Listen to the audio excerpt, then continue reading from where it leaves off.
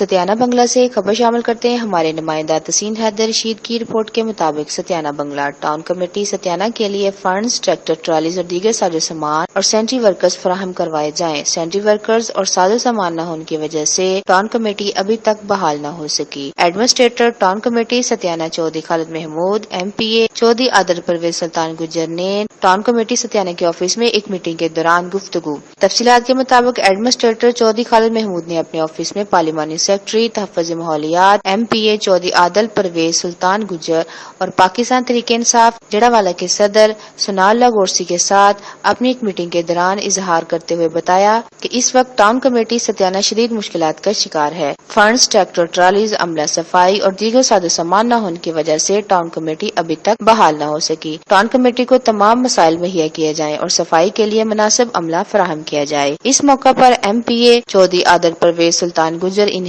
یقین دہانی کروائی کہ انشاءاللہ بہت جلد ٹاؤن کمیٹی ستیانہ کے تمام مسائل فراہم کیے جائیں گے اور صفائی عملہ بھی فراہم کیا جائے گا۔ میٹنگ کے دوران تحریک انصاف ستیانہ ٹاؤن کے صدر ملک احسان لاہی اور رانا عبد القدوس بھی موجود تھے۔